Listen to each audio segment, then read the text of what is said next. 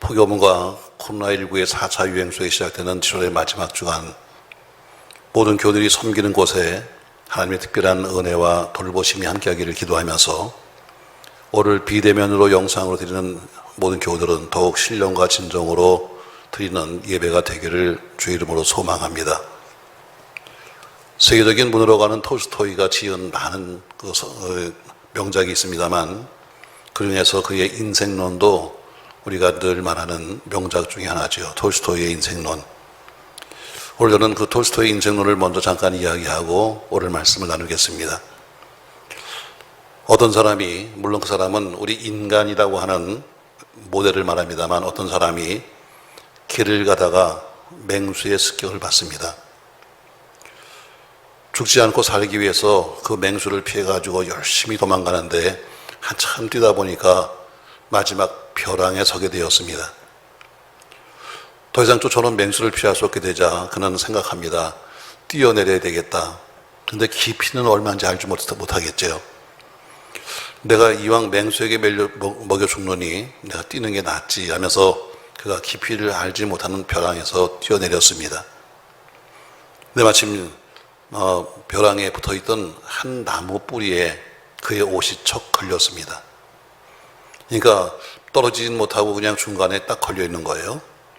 극적인 사건이죠. 왜? 우선 살았으니까.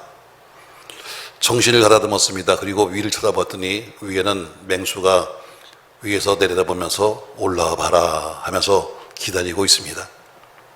아래를 봤더니 저 밑에는 큰 구렁이 한 마리가 입을 벌리면서 떨어지기만 해라 하고 기다리고 있습니다.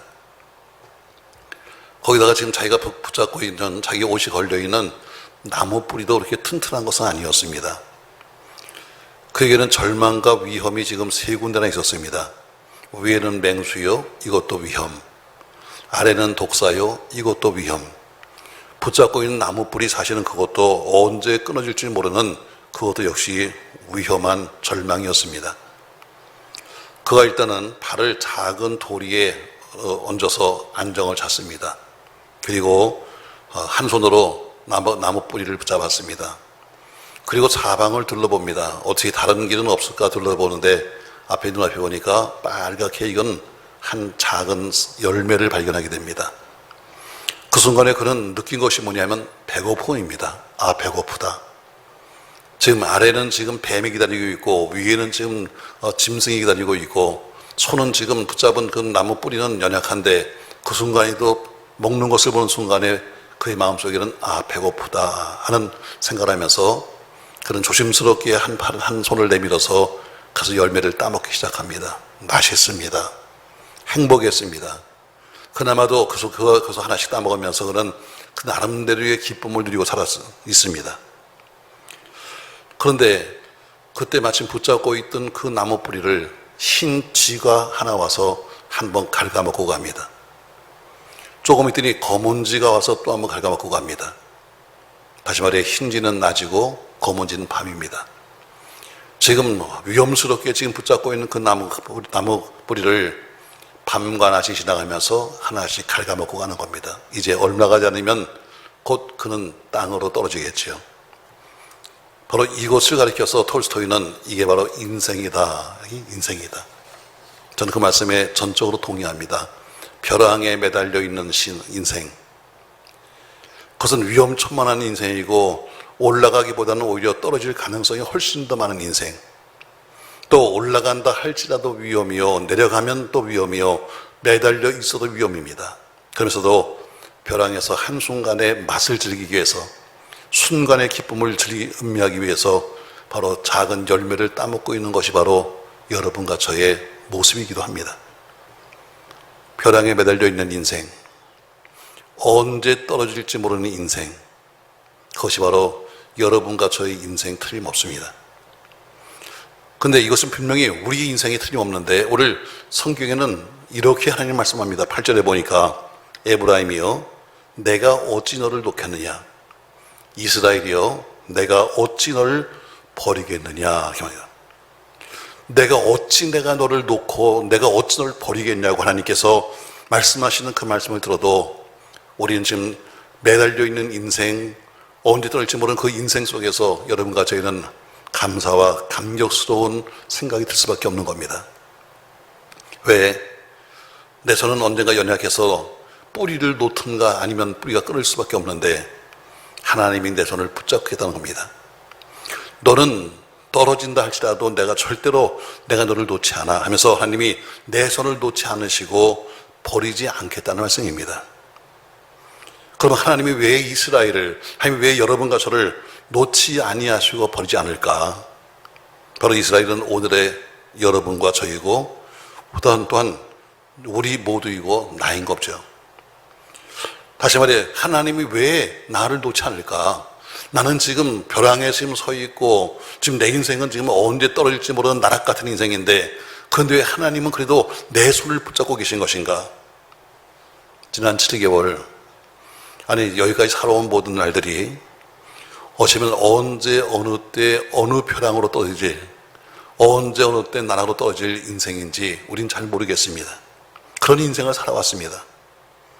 벼랑에 매달린 인생이 곧 여러분과 제 인생이 아니겠습니까?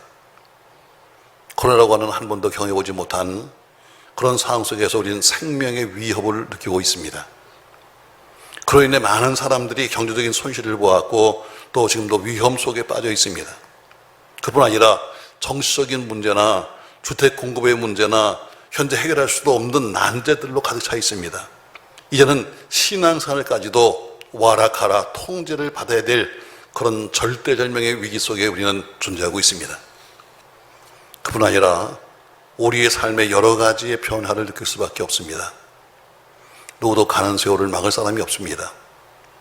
늘 청춘인 줄 알았는데 이제는 몸도 마음도 예전 같지 않다는 겁니다. 마음은 무엇보다도 옛날처럼 마음은 달려가고 싶은데 이제는 몸이 따라주지 않습니다. 왜 노인들이 자꾸 넘어지는가 하고 생각해 보니까 정답이 나오더라고요. 아직도 내 마음은 청춘 같아서 뛰어가고 싶은데 몸은 따라가지 못하니까 어때요? 언밸런스 때문에 넘어지는 거예요. 그러니까 노인들이 넘어질 수밖에 없는 겁니다. 그건 나만의 이야기 아니에요. 어쩌면 우리 모두 이야기요. 젊은이들도 지금 그 길을 가고 있는 겁니다. 여러분과 제가 대부분 많은 사람들이 믿음 때문에 우리가 처음 만났을 때 다 아기를 등에 업고 손에 아이를 끌고 함께 신앙생활을 시작했는데 이제 엎어서 아이들은 다 시집장가 가버리고 그리고 이제는 다 떠나버렸습니다. 이제는 잡을 수도 없는 옛날 추억들을 생각하면서 그때가 좋았다라고 이야기하는 바로 그 사람이 바로 우리들 아니겠습니까, 여러분? 근데 이렇게 그럼에도 불구하고 하나님은 오늘도 여러분과 저를 향해서 말하기를 내가 너를 놓을 수가 없다라고 말씀합니다. 내가 너를 놓을 수가 없어. 왜입니까, 여러분? 왜 하나님이 여러분과 저를 놓을 수 없는 겁니까? 오늘 저는 이유를 3가지 말씀하면서 그 하나님의 은혜에 감사하는 이번 7월 말과 8월이 되기를 주의 이름으로 축복합니다. 하나님이 당연히 우리를 놔버려야 시원할 텐데 난 널 놓을 수가 없다. 왜? 1절 말씀 보시죠. 이스라엘이 어렸을 때에 내가 사랑하여 내 아들을 애굽에서 불러내거늘 해서 1절에 보니까 내가 사랑하여 하나님이 우리를 사랑하기 때문에 너를 놓을 수가 없다. 내가 이 손을 놔버리면 너는 저 땅바닥으로 떨어질 텐데 내가 이 손을 못 놓는 것은 내가 너를 사랑하기 때문이야. 그래서 구체적으로 1절부터 4절에 이렇게 말씀하고 있습니다. 자, 말씀 다시 보시죠. 1절부터 말씀하면 같이 있습니다. 이스라엘이 어렸을 때에 내가 사랑하여 내 아들을 애굽에서 불러냈거늘 선지자들이 그들을 부를수록 그들은 점점 멀리하고 바알들에게 제사하며 아우러 새긴 우상 앞에서 분향하였느니라. 그러나 내가 에브라임에게 걸음을 가르치고 내 팔로 안았음에도 내가 그들을 고치는 줄을 그들은 알지 못하였도다. 내가 사람의 줄 곧 사랑의 줄로 그들을 이끌었고 그들에게 대하여 그 목에서 멍에를 벗기는 자같이 되었으며 그들 앞에 먹을 것을 주었노라. 아멘. 1절에 보니까 내가 너를 사랑했기 때문에 나를 넌 놓을 수가 없어 하면서 어떻게 사랑했는가를 구체적으로 말씀하고 있습니다. 뭐라고 말합니까, 여러분? 어렸을 때부터 내가 널 사랑했다.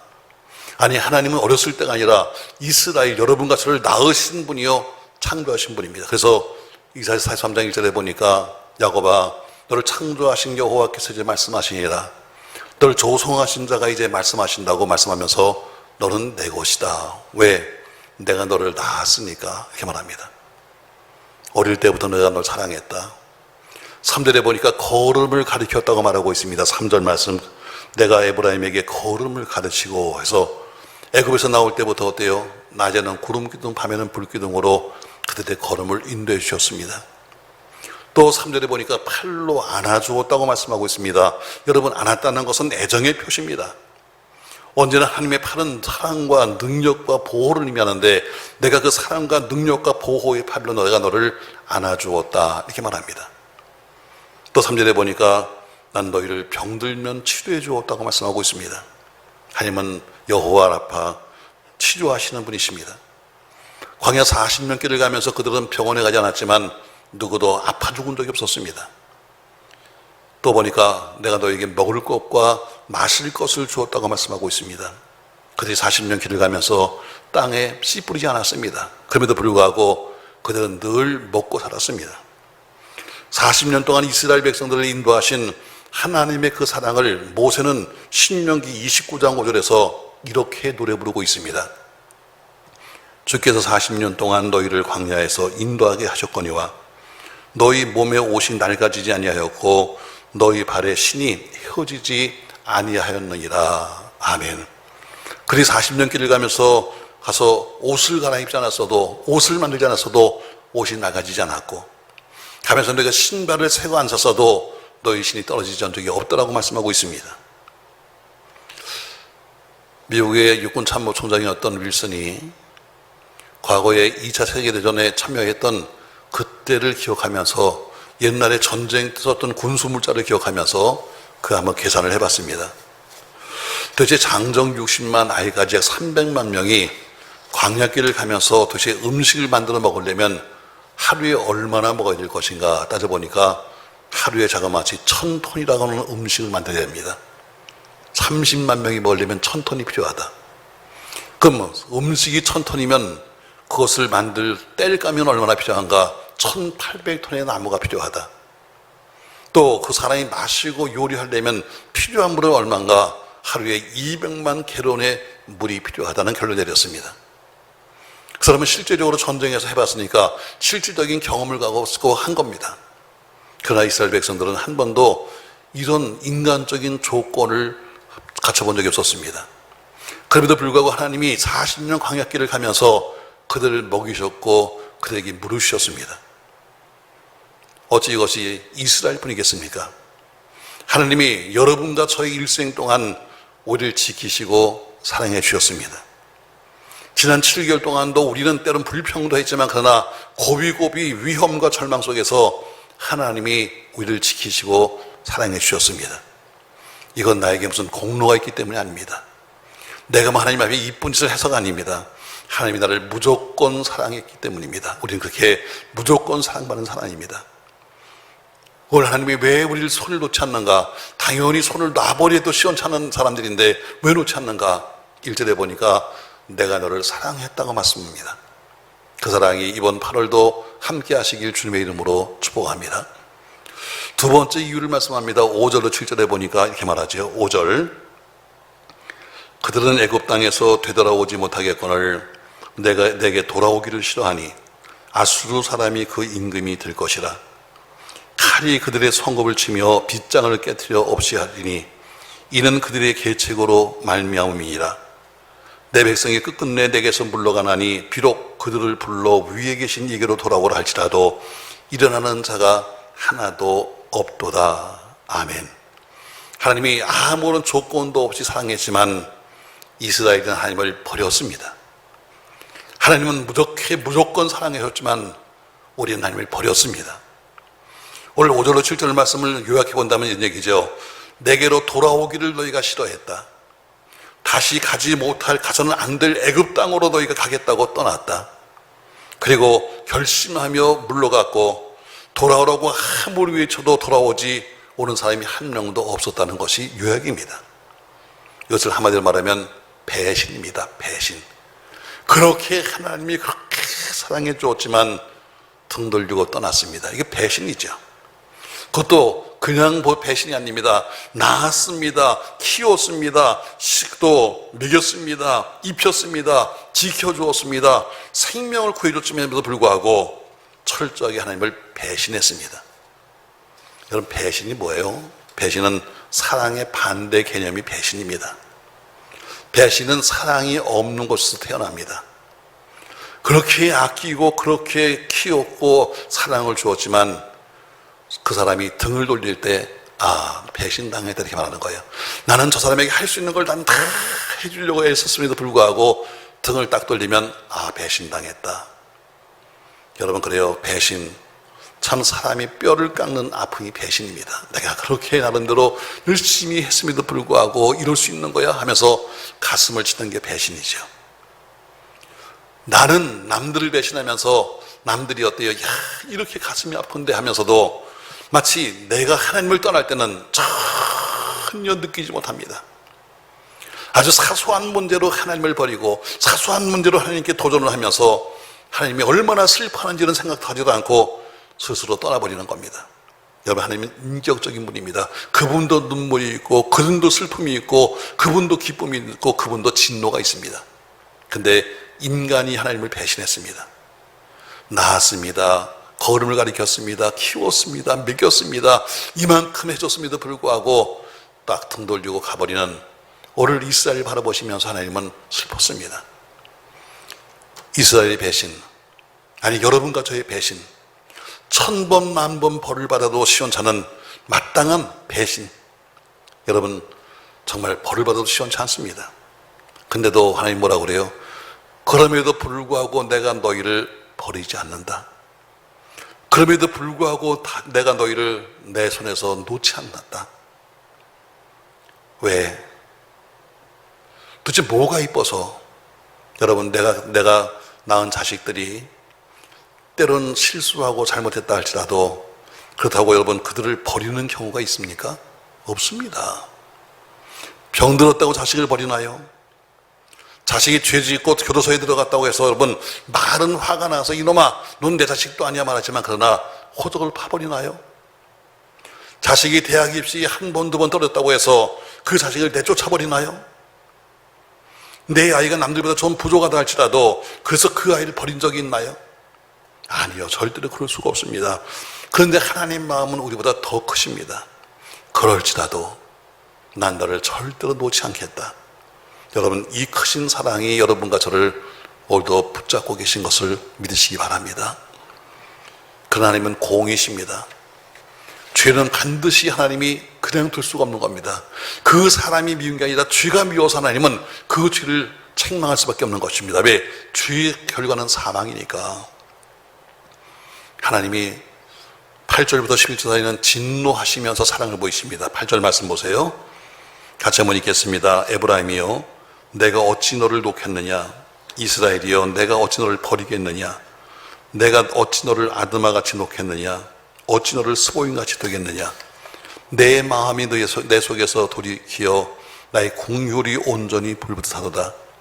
내가 나의 맹렬한 진노를 나타내지 아니하며 내가 다시는 에브라임을 멸하지 아니하리니 이는 내가 하나님이요 사람이 아님이라. 네 가운데 있는 거룩한 이니 진노함으로 내게 임하지 아니하리라. 그들은 사자처럼 소리를 내시는 여호와를 따를 것이라. 여호와께서 소리를 내시면 자손들이 서쪽에서부터 떨며오되 그들은 애굽에서부터 새같이 아수에서부터 비둘기같이 떨며오리니 내가 그들의 집에 머물게 하리라. 나 여호와의 말이니라. 아멘. 8절부터 11절 사이 아주 중요한 말씀들이 있습니다. 8절에 보니까 나의 공율이 온전히 불붙듯 한다. 9절에 보니까 내가 나의 맹렬한 진노를 나타내지 아니하리라. 그러면 하나님이 화를 안 내시는 이유가 뭡니까 여러분? 이스라엘이 완전히 회개하고 더 이상 배신하지 않았기 때문에 그런가요? 아닙니다. 이스라엘은 계속해서 배신했습니다. 그럼 이제는 이스라엘이 더 이상 이제 매를 맞지 않을 정도로 그렇게 모든 잘못을 그쳤나요? 아닙니다. 계속해서 지금도 잘못은 반복되고 있습니다. 근데 왜 그렇습니까? 오늘 말씀 속에 핵심적인 단어가 공율입니다. 공율. 공율이 뭐예요? 사랑을 느끼는 것, 용서하는 것, 이게 긍휼입니다. 너희는 지금 또 계속해서 지금도 반역하고 있고 지금도 배신하고 있고 지금도 아무리 위쳐도 돌아오지 않고 있지만 내가 네 손을 놓지 않는 것은 내가 너희를 긍휼히 여기고 용서하기 때문이라고 말씀하십니다. 이스라엘은 계속해서 지금도 하나님을 배신합니다. 그런데 그 배신과 잘못 속에서도 하나님이 사랑하시기 때문에 용서하기로 작정했습니다. 하나님의 의지입니다. 내가 용서해야 되겠다. 그러나 용서는 하지만 잘못은 공의로 심판해야 합니다. 하나님이 생각하셨습니다. 내가 저들을 어떻게 하면 좋을까 하다가 결정하셨습니다. 어떻게? 내가 매를 맞자. 내가 매를 맞자. 배신을 탓하고 불신을 쫓고 죄대에서 때리시되 자식을 때리지 아니하시고 하나님 자신이 매를 맞기로 결정했습니다. 여러분, 요새는 어떤지 모르겠지만 우리 어릴 때는 그런 이야기를 자주 들었습니다. 자, 자식이 공부도 안 하고 말을 안 들으면 엄마가 자식 종아리를 때립니다. 근데 그 모습이 안타까우면 어때요? 대신 엄마가 자기 종아리를 걷어서 자기를 때렸다는 이야기를 많이 들었습니다. 맞아요, 여러분. 우리 인간이 자식을 위해서 대신 맞는 매가 있다면 하나님은 더 큰 매로 자신을 때렸습니다. 그게 뭡니까, 여러분? 바로 예수 그리스도의 십자가입니다. 누군가 이 죄에 대해서 책임을 져야 되는데 도저히 저 자식들은 놓을 수가 없어. 내가 사랑하니까 더 이상 때릴 수가 없어. 그러니까 어때요? 내가 나를 때려야 되겠다 해서 대신 때린 것이 뭐냐면 예수 그리스도, 그분을 십자가에 단 겁니다. 왜? 그분이 하나님이시니까. 내 대신 매를 맞고 내 대신 찢기고 내 대신 피 흘리고 내 대신 죽은 바로 사건이 바로 십자가의 사건입니다. 여러분과 제가 지금까지 하나님을 떠나지 않고 살아온 것이 아닙니다. 입에서는 뭐 믿음이 어떻고 직분이 어떻고 무슨 뭐 내가 은혜가 어떻고 떠들어도 우리는 마음속으로 수없이 하나님을 떠났습니다. 다만 난 떠났지만 그분이 우리를 붙잡고 오셨던 겁니다. 내가 하나님 손을 붙잡은 것이 아니라 하나님이 내 손목을 붙잡아 주신 겁니다. 내가 그분을 사랑한 것이 아니라 하나님이 날 사랑했다고 말씀하고 있습니다. 내가 하나님을 안 것이 아니라 그분이 먼저 하셨다고 말씀하고 있습니다. 내가 하나님을 기억한 것이 아니라 하나님이 먼저 나를 기억했다고 말씀하고 있습니다. 여러분, 이 놀라운 사랑, 여러분 이번 무더위 속의 8월도 그 사랑을 느끼면서 하시기를 주의 이름으로 축복합니다. 대신 맞으시면서 나를 아끼시고 사랑하셨던 그 사랑을 믿어야 합니다. 대신 죽으시면서 사랑하셨던 그 사랑을 우리가 믿어야 합니다. 그리고 어떤 역경, 어떤 고난 속에서도 버리지 아니하시고 강한 팔로 붙으신다는 그 사랑의 능력을 믿으며 현재 당하는 여러분과 저의 고난을 이겨내야 합니다. 올림픽이 시작되었습니다. 많은 종목이 있지만 그래 여러분, 철봉 선수들이 어때요? 치수 선수들이 철봉대를 붙잡습니다. 참 힘도 좋겠죠. 역기 선수가 어때요? 역도 선수가 역기를 들어올립니다. 근데 그 팔의 힘보다 더 큰 힘이 하나님의 힘입니다. 그래서 우리 하나님께 감사할 수밖에 없는 겁니다. 지나간 7개월이 하나님의 은혜였습니다.